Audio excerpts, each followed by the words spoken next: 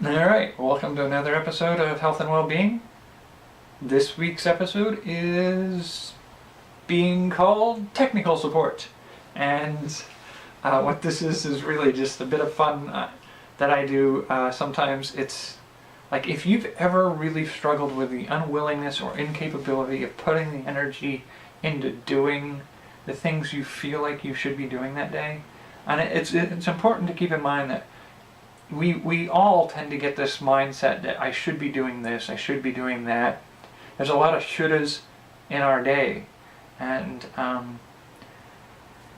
they don't help us necessarily get those things done. They make us feel guilty when we don't get them done or when we're not doing them. But that energy that we're spending on that guilt and struggle is not helpful in any way.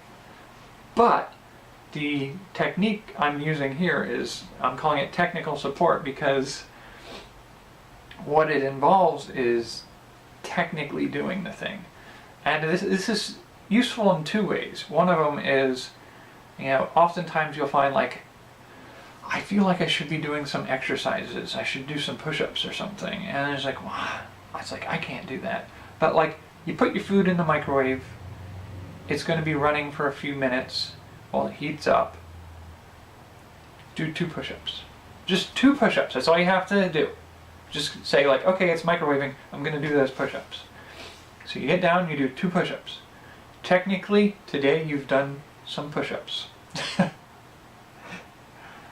And you can do it again tomorrow. When you're microwaving your food, do 2 push-ups. You do it for a few days in a row, and if you want to, add a couple more. Do 4, do 5.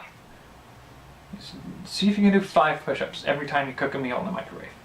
You're technically doing push-ups. You're not doing a huge routine of exercise, so technically you've done exercise, but you're doing them repeatedly over time.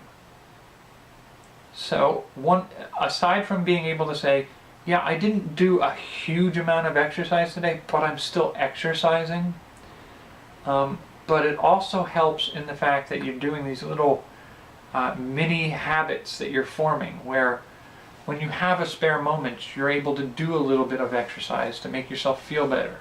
And as you start to do more and more of that, it just becomes easier to take those spare moments of like, you put a load of laundry in and you start the load and spend 5 minutes doodling on a tablet and working towards improving your art skills. Or as you go on a bus ride, use those spare moments to learn a phrase in another language. And so technically you're learning a new language. Yeah, you're only spending 1 or 2 minutes a day for a month, but 1 or 2 minutes a day over months gets you hours of time.